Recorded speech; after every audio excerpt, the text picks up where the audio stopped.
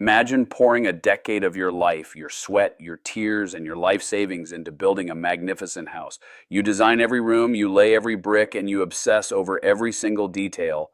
But when it is finally finished and you want to step outside to admire your work, you realize something terrifying. You forgot to build any doors. You are completely trapped inside. That is exactly what thousands of small and mid-sized business owners do every single day. They think they are building an empire, but in reality, they have just built a cage. And the greatest irony of that cage is that it is almost always built from the desire for absolute freedom. You start a business because you want to be the architect of your own destiny, set your own hours, and build a legacy. But as the business grows, a very subtle shift happens. The very work ethic that got you off the ground, that gritty, roll-up-your-sleeves mentality we see so often in hard-working regions like Canton, Ohio, becomes the exact thing that imprisons you. If you step away for a week, the supply chain breaks down. If you take a vacation, the sales pipeline dries up. You do not own a business at that point. The business owns you. Which brings us to the core of what we are unpacking today. We are looking at a profound mindset shift for business owners, a battle between two very different paradigms, the cage and the circle. And more importantly, we are going to explore a deeply counterintuitive strategy to break out of that cage. We are talking about why you actually need to bring a business broker into your inner circle years, maybe even a full decade, before you ever plan to exit your company. It sounds completely backward to most founders. The traditional thinking is that you only call a broker when you are exhausted, burnt out, and ready to hand over the keys. You treat them like a real estate agent for your company. You call them to stick a for sale sign on the front lawn. But that reactionary approach is exactly why so many founders walk away with pennies on the dollar, or worse, find out their business is completely unsellable. By the time you are desperate for the exit, the cage is already locked tight. Let us dissect that cage a bit more before we talk about the solution. Because I think a lot of people listening might be sitting in a cage right now and genuinely mistaking it for a throne. They look at their revenue, they look at their staff, and they feel a sense of pride that they are the linchpin. They say things like, nobody knows the clients like I do. Or, I have to personally sign off on every major vendor contract. They wear that indispensability like a badge of honor. That badge of honor is actually the ultimate red flag to a potential buyer. Think about it from the perspective of someone acquiring a business. They are looking to buy an asset that generates a predictable return on investment. If the entire revenue engine of the company is entirely dependent on the magic inside the founder's brain or their personal relationships in the local community, what exactly is the buyer purchasing? They are purchasing a massive risk. This is what we call key man risk in the industry. The founder thinks their personal involvement makes the business highly valuable, but the market views it as a critical vulnerability. That is a fascinating paradox. The harder you work in the daily operations, the less your life's work is actually worth. So if that is the cage, what exactly is the circle? Because the metaphor of a circle implies something continuous, something that sustains itself. Exactly. The circle is an ecosystem. In a circle, energy flows continuously without needing a single central battery to keep it alive. A business that operates as a circle has robust standard operating procedures. It has a middle management team that is empowered to make decisions. It has diversified lead generation that does not rely on the founder going to local networking events.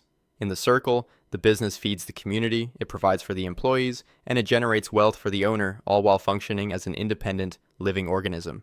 It survives and thrives whether the founder is sitting at their desk or sitting on a beach halfway across the world. And this is where the role of the business broker completely shifts. If we stop viewing them as mere transactional agents who just facilitate a handover, what do they become? It sounds like you are describing an architect or maybe a structural engineer who comes in to inspect the foundation of this house we talked about earlier. That is the perfect analogy. A high-level business broker, when brought in early, acts as a purely objective mirror. When you are the founder, you are emotionally compromised. You look at your business and you see your baby. You forgive its flaws because you understand the history behind them. A broker comes in with the cold, calculating eyes of the open market. They will look at your customer concentration, say the fact that 40% of your revenue comes from 2 massive clients, and they will tell you flat out that this will destroy your valuation. They will look at your messy financials or your lack of a formalized sales process, and they will highlight exactly what needs to change to transition from the cage to the circle. So by engaging a broker 5 or 10 years before the exit, you are essentially reverse engineering your ultimate payday. You ask them, what does a $10 million business in my specific industry look like to a premium buyer? And then you spend the next few years building exactly that model. But I have to imagine there is a massive psychological barrier here. Telling a self-made entrepreneur that their baby is ugly or that their personal involvement is actually a liability has to cause some friction. It causes immense friction, and that is where the conversation turns deeply philosophical. Transitioning from the cage to the circle requires a fundamental ego death for the founder. You have to actively work to make yourself completely obsolete. For someone whose entire identity, social standing, and daily purpose has been wrapped up in being the indispensable boss for 20 years, stepping back is terrifying. Who are you if your business no longer needs you to survive?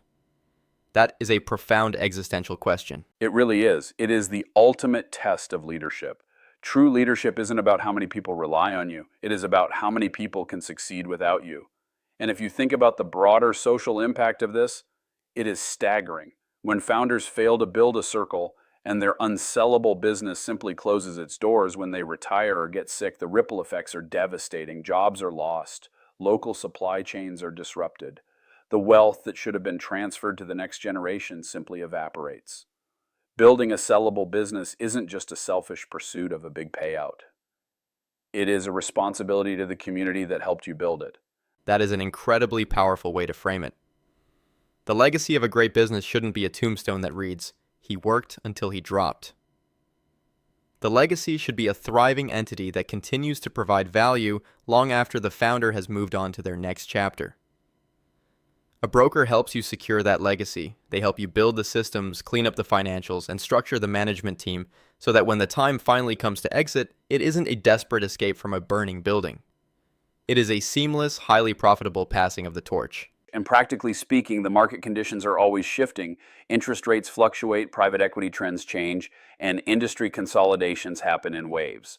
An owner buried in the day-to-day operations of the cage has absolutely no visibility into these macroeconomic tides. But a broker who is embedded in the market every single day can tap you on the shoulder and say, the window is open right now. Buyers are paying a premium for exactly what you have built.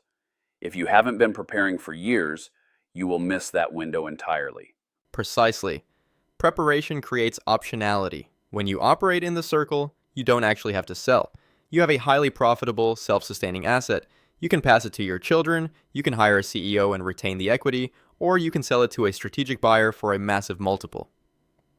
You have all the leverage because you are not desperate. The cage forces you to sell out of exhaustion. The circle allows you to transition out of strength. It is a profound shift in perspective. We have gone from viewing a business as a lifelong labor camp to viewing it as an asset that must be meticulously groomed for independence. And the catalyst for that transformation is inviting an objective expert into the room long before the thought of retirement even crosses your mind. It is about building the doors to your house while you are still laying the foundation. And the ultimate reward isn't just the financial windfall at the end, though that is certainly life-changing. The ultimate reward is the peace of mind you gain during those final 5 or 10 years of ownership.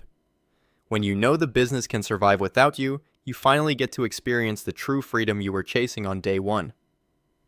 You get to work on the business rather than in it. That is the perfect place to land today's discussion. We have journeyed from the exhausting reality of the founder's cage to the liberating architecture of the circle. We have uncovered why the most valuable asset you can bring into your business isn't necessarily a new piece of software or a new executive, but an objective set of eyes from a broker who can show you the future before it arrives.